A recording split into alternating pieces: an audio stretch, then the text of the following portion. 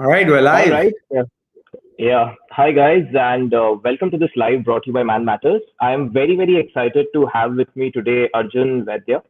Now, Arjun, apart from being a dynamic personality, somebody who's built Dr. Vaidya from the scratch, and especially more interestingly, he's taken his family legacy and has pushed it into the digital age with the new age Ayurveda. So, welcome, Arjun. Really glad to have you here today.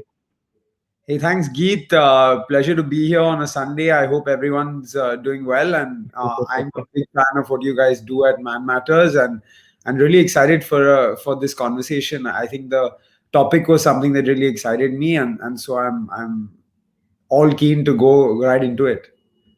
Great, great. So I think both Man Matters and Dr. Vaidya have been, striving to make wellness more accessible for all the Indians. Of course, with different schools of thoughts, but I think the end goal is quite similar.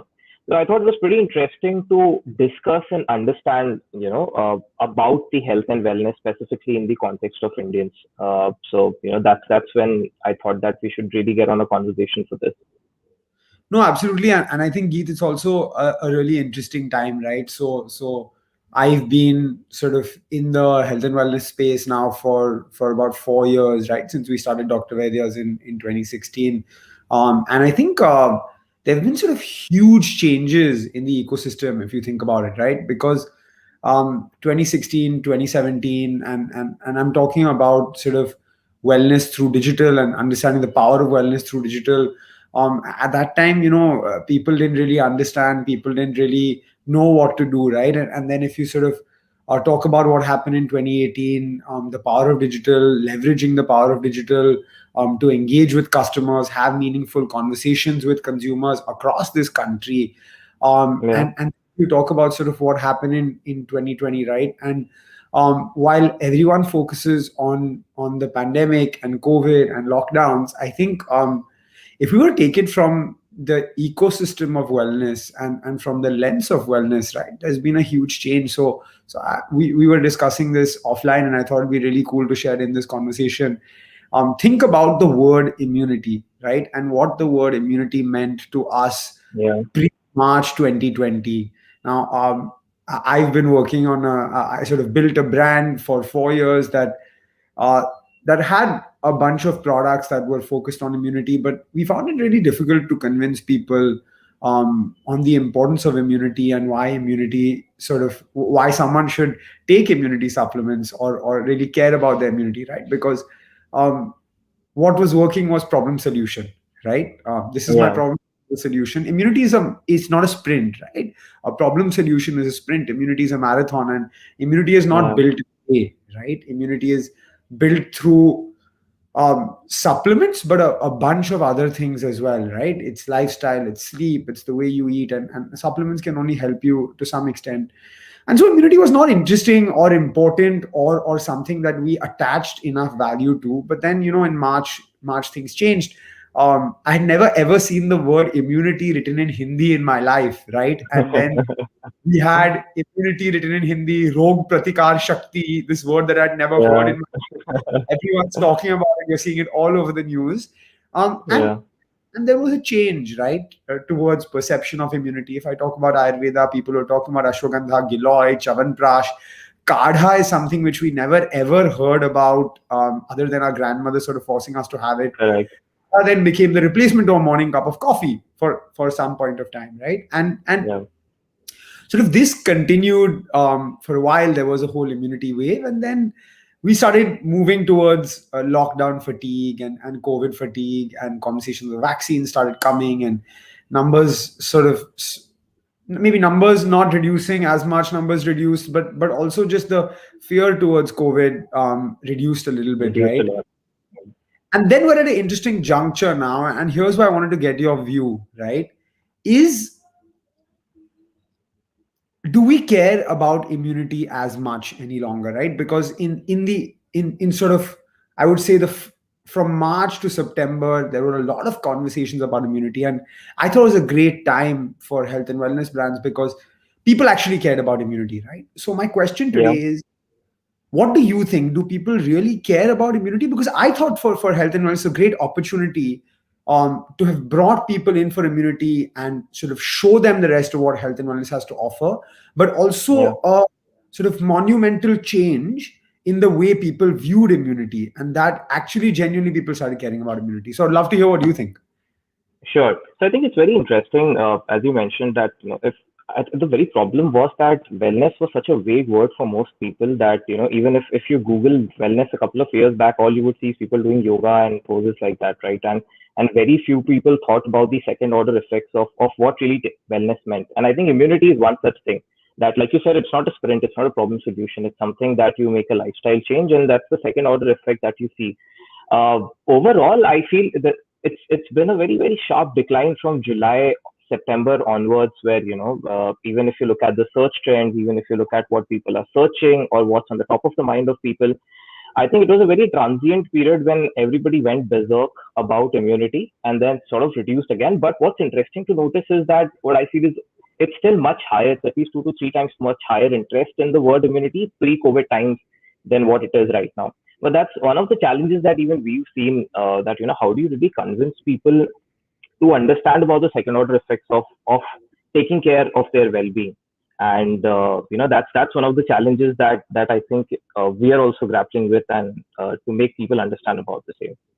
And Geet, I think that's why what's also really great is that conversations like this are really important, right? Because Yeah. there is, and you would have seen as well, there is now so much openness towards digital consumption and sort of um, learning through digital, right? So think about Yeah. uh, pre-March last year. It would be very unlikely that we'd be having this conversation in this format, live streamed on YouTube from both our True. homes on a Sunday.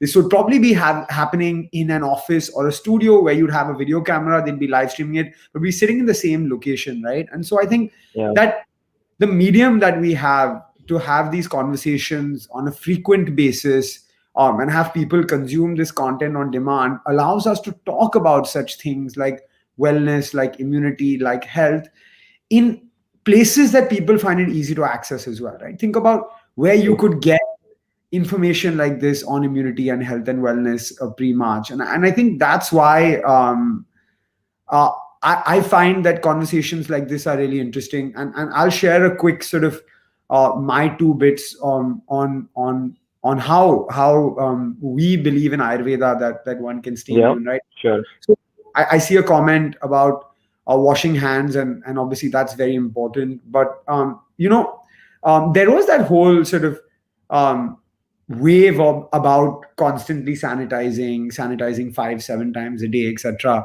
Yeah. And that's one aspect to immunity. But the other aspect to immunity, or sort of what immunity means in Ayurveda. And a lot of people came and said, hey, by the way, can Ayurveda cure COVID and all of these things, right? But I think what immunity basically is, and what we all need to do is whether COVID is gone or COVID is not gone, right? We need to give our bodies the highest possible chance, or the highest possible capability to stay safe.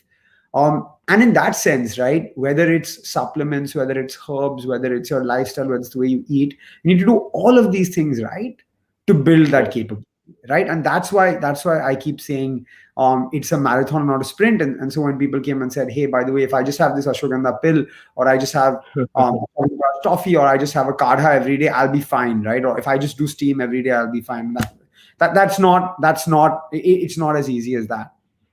Yeah, no, that's true. I think one of the very interesting things that you also mentioned is how the medium allows us to talk about things in a different format, in a different way, about things that were never spoken about before. And during the COVID period, one another interesting aspect of wellness and well-being that came about was mental health as well, right? If you look at the taboos that were around mental health, about the fact that people could not speak. In fact, till 2017, till the Mental Health Act was passed, it was a criminal offense to commit suicide, or being caught in the act of suicide. But all of that changed, and we saw this entire wave of people where people are talking about mental health, acknowledging the fact that there is mental health challenges that people face in everyday issues. And it's very interesting because, especially in a country like India, right, which ranks the second most in the world right now for people who are suffering from things like anxiety and depression. Like the percentages used to be like 7.5% of Indians suffered from anxiety, but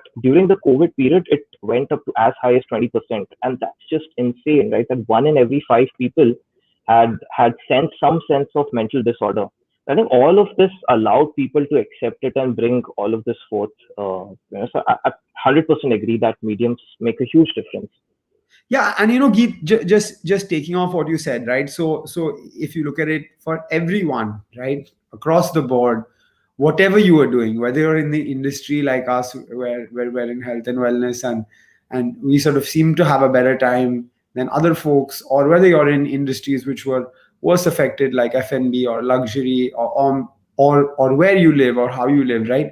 All of us faced tremendous difficulty in 2020, and I hope that there is never a year like 2020 again where we face the things that Yeah, we did face, right? But I think if you look at the silver lining over this conversation, right, or over what happened for us in 2020, I think a lot of us learned a lot about our inner grit, our inner resilience, and to sort of understand the importance of a support system as well, right? And yeah, whether that support system comes to you through your family, understanding the value of your family and friends, or being sort of open to have a conversation, right? So I run my own podcast on the D2C ecosystem, but I actually featured on a podcast last week or the week before last, and it was really cool. It was a podcast called You're Not Alone Conversations, right?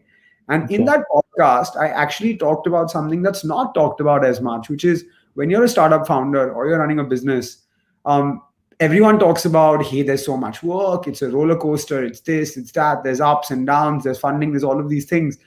But there is also a mental aspect, right? There are times when you wake up in a cold sweat because you're like, oh my god, you wake up with a worry of, is this going to happen, is that going to happen, is this going to happen? And I think, um, if I were to say that from 2016 to sort of early 2020, the ups and downs of emotion that a lot of us faced, right? We faced all of that in a small time capsule from yeah, March, June of 2020, right? All of those emotions all put together: fear, anxiety, fear of the unknown, what's going to happen, is there going to be one more lockdown? And it really tested us. But from that, it allowed all of us to be open with our fears, to be open with our stress, to be open with how we actually feel, right? And so even today, if you think about it, right, there are still people who are not comfortable with going out, and there are some people who are still comfortable with going out. There are some people who face more stress and less stress, but what I've seen is that people have definitely become much more open to being honest, truthful, and having an open conversation about this. And so as you said, right, the numbers may have increased, and then eventually will sort of trend back to where they were. But I think in the overall landscape, and in the overall sense, people are much more open to having a conversation. And I think that's one more silver lining to what we've gone through in 2020. 100%. One of the things that you mentioned while you were talking was that it's very important to have a good support system as well, right? Because that's what takes you through these difficult times. And wellness, like you mentioned, is a long-term commitment. It's not a short-term thing, right? We want to touch little bit about that and get your views on the fact that if you look at health and wellness in India, I think the ecosystem is pretty broken at this point of time, right? Like people don't have access to doctors or expert advice. Like, people often tend to Google, but we know how it is, right? Like a small thing becomes a cancer, or if you don't really get the expert advice on Google oftentimes. And Dr. Vaidya has also had doctors at their back end, right, to give access to people and give expert opinion. So what is your view on that? That how important is it to really have doctors as a part of this ecosystem as well to make it more accessible to people? So, Geet, I'll expand the conversation further than just doctors, right? Because we're talking Yeah, about the wellness ecosystem at large. And I think this is the real opportunity and the power of what the digital ecosystem is doing to health, right? Um, so, given that we were in lockdown, and all of us were in lockdown for different amounts of time, um, you still had to have that conversation about health, right? And when Yeah. you had to have that conversation about health, there was no option but for you to do it digitally, right? And so Yeah. even if I was sitting here and my doctor was 2 kilometers away, I was having that conversation digitally with my doctor, and that was fine. But now Yeah. what this then gave us is fine. We may be sort of an urban center in India. We may be in Mumbai. We may have access to all of these things, right? But what I thought about, and sort of what I continue to think about is, the power of digital is actually the power of access, right? So in 4 years, Dr. Vedya's, just through our website, was able to sort of cater to 1.5 million customers across 16,500 pin codes, and give these Mm. customers access to high quality Ayurvedic products, but also high quality Ayurvedic care, at the touch of their fingertips, right? And for me, with the digital ecosystem, that's the real value that we have to create, right? So if you think about it, from Anantnag to Muzaffarnagar, from Manipur to Trichy, now with what Man Matters is doing, what so many other brands are doing, you're saying that regardless of where you are in the country, we are here for you with a high quality expert with no commitment to Yes. buy, but with a high quality expert to solve your problem. It gives the user that ability and trust, that's more than just a random Google, right? Because when you randomly Google, you don't know the source of the information at most times. You don't know why that information Yeah. has been written. Is it part of a blog that's trying to sell something, etc.? All of that. So here you're Yeah. saying that I have trust, to this information. That's the first point. The second point is that if you view India as a country, right? And Geet, we've had a conversation about this as well. Um, we believe in having that conversation with the expert. We trust the Yeah. expert. And so, uh, we're not a country where you can just have a text based conversation with someone who you call an expert, and that's it, right? You want Correct. to have a voice or a face or a meaningful Yeah. conversation which gives you that trust, and I believe that as well, right? If I was a user, and I just got a text from someone who said they were an expert, I would not feel as much as if I got a call or if I got a video call. Yeah. And with this, right, other than sort of giving the trust and credibility, I think what it's doing is solving a huge problem of access in a country like India, right? And so my podcast, for example, is called Direct to a Billion Consumers. We're saying that this country has more than 1.3 billion people, across what I say 25 plus mini countries, right? Yeah. India's sort of many countries and many states and many districts, and Together. sort of Yeah. many zones in one country. But digital is actually sort of giving us the ability to bridge the gap between this huge population of people who have genuine problems and experts who are there to solve those genuine problems without saying that, uh, geographical barriers are a problem. And if I think about the world 4, 5, 6 years ago, I think about the world in 2013 when I moved back to India from the US, and I think about the world today. Yeah. I just there have been some amazing strides in the health and wellness space, and so I think that we just have to look up from here. Yeah, no, I agree with that. And in fact, the power of digital is this only, right? Like if we were to bridge this gap in the physical space, like even now per 10,000 population, the number of doctors or healthcare experts that we have, the bridge between the rural and urban population is extremely huge, right? It's as big as 4x to 5x. And if you would if you wanted to solve that problem in a physical manifestation, I think that would take a lot of time. But the power of digital really allows us to go across time and space and really solve this problem and make access available to everyone. So definitely, agree with that. It's very interesting also that because you've served so many customers and you've also interacted with many of them. Uh, have you come across some common traits of Indians specifically when it comes to wellness that has made you feel, yeah, this doesn't make sense, or this should have been a bit better about how people think about wellness? Yeah, sure. So I'll tell you, maybe three key learnings for me, right? Yeah, So the first one, and I've said it earlier, is it was largely a problem solution conversation, but that problem solution conversation changed in March 2020, and it became, sort of value to general wellness and long term wellness has been added. But prior yeah, to that, is sort of a problem solution conversation. The second thing, and I touched on this earlier, is people want a face to the name in some sense, or at least a voice. They don't want a standardized solution. They want some sort of customization or some sort of way to be able to trust the conversation they're having. And so a call or a video call or an in-person interaction, those are things that people do trust more. And the third thing, and the most important thing, is that, and I keep giving this example, but it never gets old, right? 2020 changed a lot of things. So my mom did her first transaction on Google Pay in her life. My dad Okay. did his first order on Amazon on his own in April 2020. Today, my dad is clicking on Instagram ads and buying from D2C brands.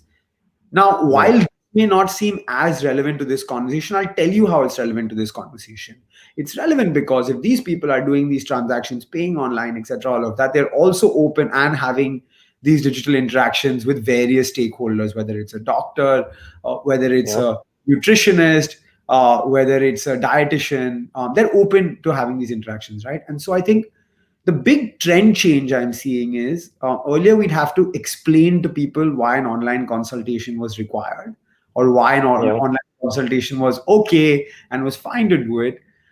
But now this explanation is not required as the population is moving digital. And so for all of us in the digital ecosystem, I think there's a large section of people who are not comfortable doing digital transactions, having digital interactions and digital conversations, who've now come into this ecosystem. And so for us, it's now a responsibility to serve these people.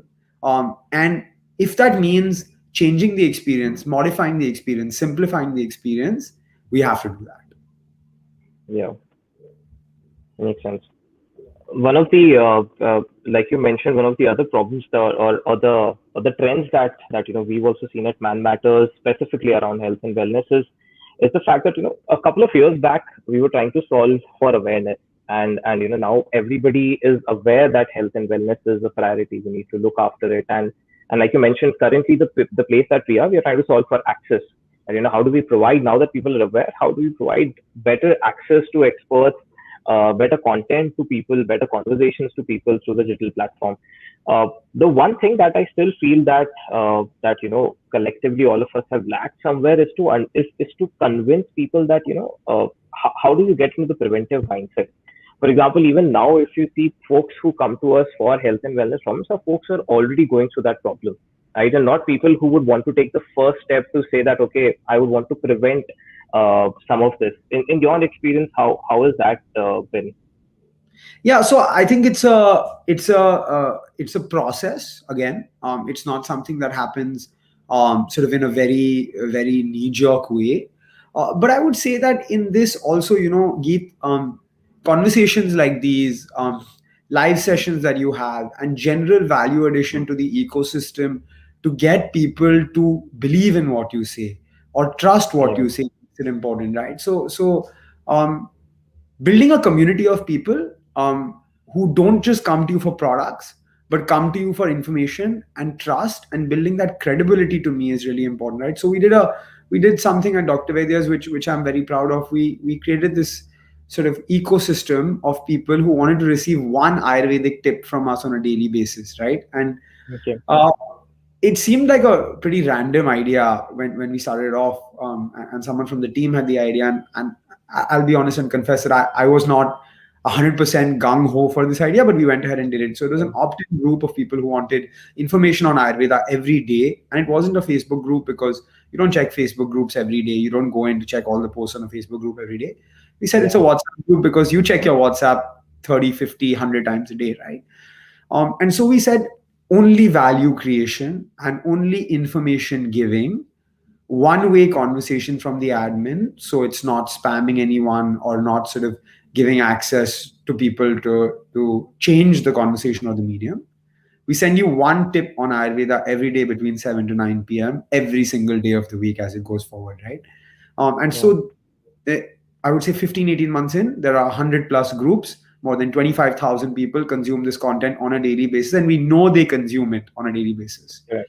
And Yeah. so now, if you think about it, whenever they are sort of thinking about Ayurveda, that trust and that conversation, that bond is built. And there's various ways to do it, right?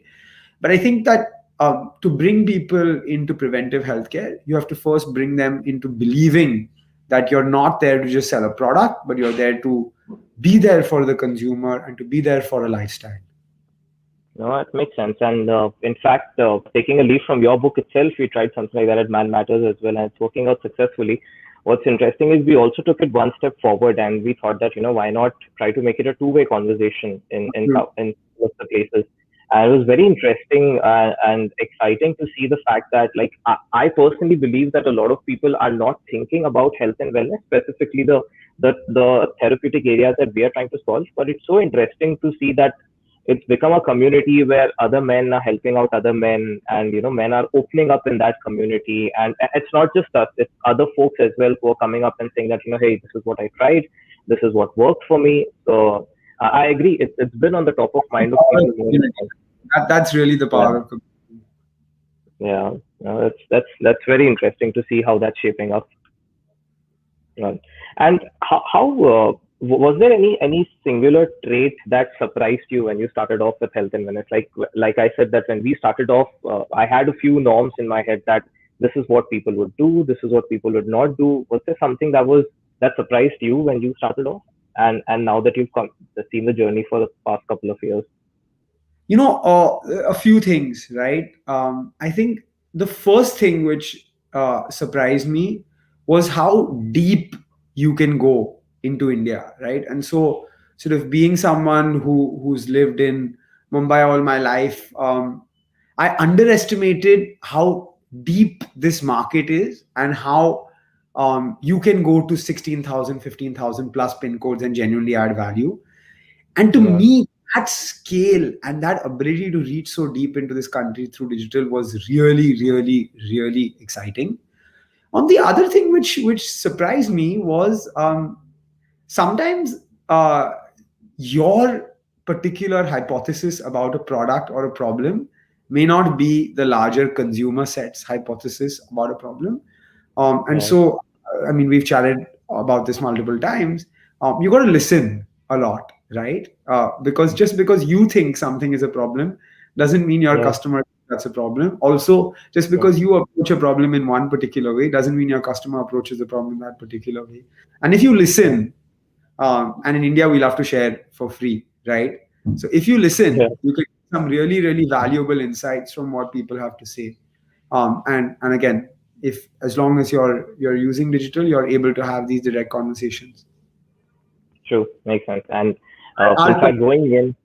our top selling product actually came through a customer insight as well. We never thought about launching Oh. that product, but it came through a customer insight. And so if you listen, you're able to sort of catch on. Yeah, no, I agree, and like you said, it also comes if you form a community. A lot of our loyal customers also keep reaching out to us saying that this is something that we should look for, and specifically because we're building something very niche for men. Catering to the men, understanding what men need, and trying to solve for those needs of men, even when they are not, openly talking about it.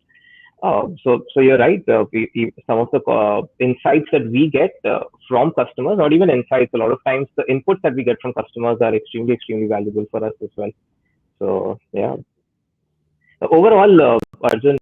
You a very, very interesting insight, right? So I was on a clubhouse session last week with three other D2C founders, and someone came up to the stage and spoke to one of the founders directly and said, "Hey, I'm a big user of your brand. I use XYZ product from your brand, but you guys don't Yeah, have this. You should launch it." And that was just to me such a beautiful way for a customer to reach out to a brand founder, have a conversation, the brand founder take that insight. yeah, yeah, and I think it's also part. It also indicates that people have started trusting these digital platforms and these brands who are trying to solve problems with digital platforms. I think that's a very interesting outlook of the people that's changing towards the brands as well. Overall, Arjun, how do you see the wellness landscape change in the next couple of years for Indians specifically? Yeah, if you asked me 4 years ago, would a brand like Man Matters be able to exist? My answer would have probably been no. But today, if you ask me, is there a huge opportunity with a brand like Man Matters? There is, because the ecosystem is growing so rapidly. Customers are becoming so much more educated. There is so much more talk and chatter and requirement and education internally from a customer's landscape in India about health and wellness. I think from 2014 to 2019, at least I say, it's been sort of a renaissance of Ayurveda and wellness. And 2020 was inflection point. It was a black swan event for the wellness ecosystem at large. So I think the next 5 years for me looks like a lot more deep rather than scratching the surface, because now we have an ecosystem which knows rather than sort of just scratching the surface kind of products. And with that comes a lot of opportunities in new niches and sort of new spaces. I think the market's growing really fast. All of us know that, but it also allows for specialized products to actually exist in the ecosystem, which wasn't the case if you go back 5 7 years. Yeah, no, I agree. And one of the key aspects that I'm personally looking forward and that we're also trying to solve at Man Matters is that uh, while people are becoming more aware, while they want to go deeper into the problem, how do we also make this a habit change for them as well? End of the day, because that's what it is, right? Wellness is a choice that people have to make every waking day. That this is a conscious choice that I'm making. And I think it will really be that will be the next big step. That if brands are able to really, apart from just offering products or services, ultimately able to ex, uh, permeate the lives of people in such a way that they bring about habit changes to the lives as well. So yeah, pretty exciting stage and place for us to be in. Absolutely, no. I think it's a really fun time to be in wellness, and there's a lot going to happen in the next 5 years. So I'm excited. Absolutely. So, Arjun, this was very interesting. That you took out time today to have these conversations which promote health and wellness and really help people understand why they need to look after their health and wellness. Really appreciate you taking out time today and spending it with us. It's been an absolute pleasure, Geet, and looking forward to many more of these going forward. Take care, stay safe. Absolutely, we'll do that. We'll do it across channels as well. So, thanks, Arjun. See ya. Thank you. Bye bye. So, thank you everyone for tuning in. This was Man Matters, and you can hit like and subscribe to our channel for more content on health and wellness. Because at Man Matters, we really want to help men live confidently. Thank you.